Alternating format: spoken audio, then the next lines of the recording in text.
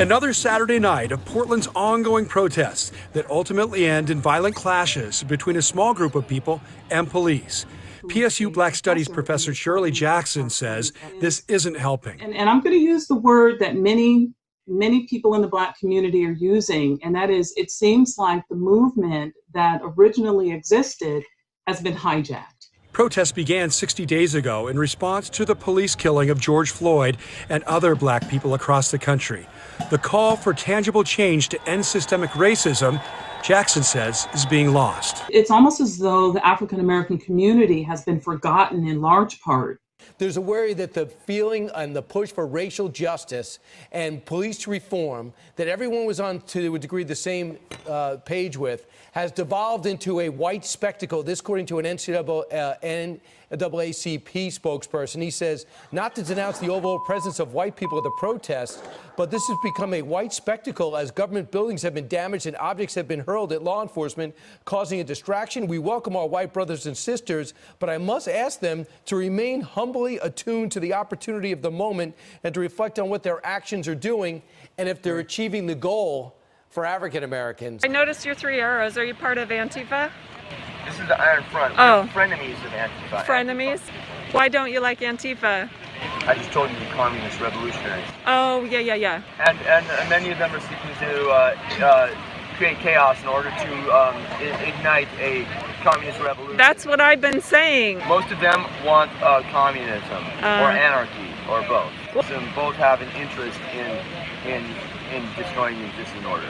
Yeah. I do want to disrupt the existing order and fundamentally change it. Yeah, we need to end racist policing, systemic racism, and in our policing. There is a need, I think, for a second American Revolution. The Civil War never really ended. You're with Antifa on revolution, but you're not on what they want to establish in its place. You're not with them on that. Well, for the most part, correct. But even the revolution is not exactly the same revolution. There's two movements going on. One, Black Lives Matter. One is an intersectional radical liberation movement. Within that intersectional radical liberation movement, there are indigenous streams, there are Black militant streams, and there are communist and anarchist streams. So what was it like in that capacity in the first few weeks when the fence was up around the Justice Center for that RRT response? I'll say this. I got to see folks that really do want change, like the rest of us, that have been impacted by racism. And then I got to see those people get faded out by people that have no idea what racism is all about, never experienced racism, that don't even know that the tactics that they are using are the same tactics that were used against my people. You're a murderer! You're a murderer! You ain't fascist bitch! I hope your family rots in hell!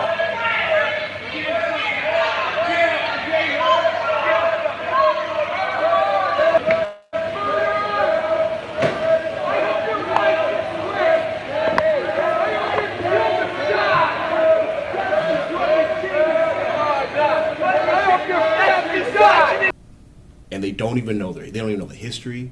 They don't know what they're saying. Coming from someone who graduated from PSU with a history degree, it's actually frightening on how, they say if you don't know your history, you repeat it, and watching people do that to other people just because of what they decide to do with their life. The consent of the governed.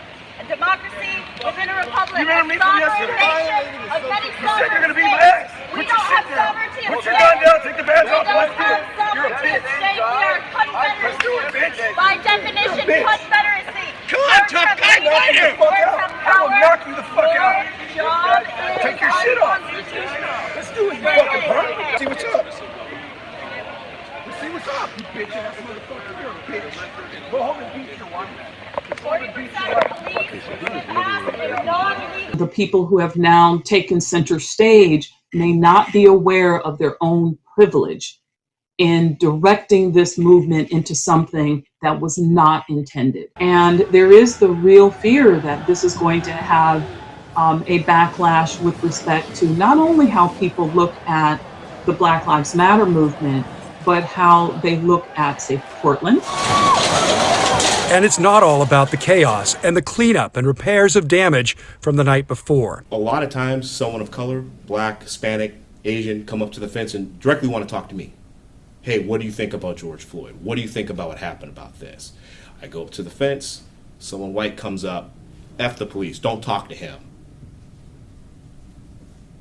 That was the most bizarre thing, because I could see it coming. I even had a young African American girl tell me, why is it you guys aren't talking to us? I said, honestly, this is now the 23rd day of doing it. Every time I try to have a conversation with someone that looks like me, someone white comes up and blocks them and tells them not to talk. And then right when I said that, this white girl popped right in front of her. She said, he just said that was going to happen. I said, told you. It's about thousands of mostly white people, many well-meaning, standing against federal officers on the streets of Portland. Many would argue that's a worthy cause, too. But Jackson is asking the white community to refocus. I would actually say at this point, keep trying to draw attention to the fact that there was a particular protest. It was the Black Lives Matter protest that really was the focus initially. Tim Gordon, KGW News. I told you, I straight up, I said, I've been called the N-word. She's been called the N-word. Why are you talking to me this way? Why do you feel that she can't speak for herself to me? Why is it that you feel you need to speak for her when we're having a conversation? And she couldn't answer my question. All she said was, someone told me to do it. So a guy asked me to stop filming because I have evidence on that guy who's threatening a cop. And he literally took my arm and moved me, said stop filming and don't post that. I'm cool with, people feeling like they want to help a movement, but then when you go to a gentrified community, and one of the first pictures I saw of one of the business that was looted was a black-owned business, I'm like, they're not even from here. They don't even know what they're even doing.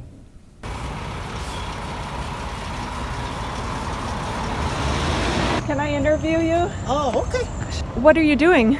So since that I'm the manager for this building, Yeah? I'm just removing the graffiti, We're trying to do our best. Yeah, so are you able to wash it off? I can, yes, just some bleach. Oh, I have experience in maintenance and stuff like this. Really? What's your experience? So, my experience actually business management, and I worked for a company of the insurance in Morocco, and Yeah. as I see multiple things, so Yeah. I had the experience. Yeah, you want to keep your property nice. Yeah. All my properties, I manage all my properties. Wow, that's awesome. Good job keeping Portland Thank you. beautiful. Thank you. I'm happy to see that. Thank you so much. Bye. That to me was very angering, watching, a business that was looted, and that business is across the street from a Safeway where, before my father became a police officer here in Portland, he worked security at that Safeway. Talk about history and roots. It's divisive, it's hurting the community. Clearly the community was not happy with that, and they even asked for the violence to stop, and they still are coming out and having these violent interactions with other citizens, the police, and at some point you just go, what is the end goal? Them both have an interest in destroying the existing order. Yeah. And then having folks scream and yell that they're being peaceful protests, but you're not peaceful because it is violent. I'm a little worried about coming down here at night, honestly. Yeah, it's probably better to leave after the rioting starts. The rioting usually starts around 10 o'clock. And I actually had a cousin who went to one of the marches and he left. And he said, this has turned into something else. This is weird. We're making propaganda art right there. What does that mean, propaganda art? Stuff like I did. I made this sign at this table. I see. The other day. They were there's a lot of issues that we can't solve here. It's fucked up.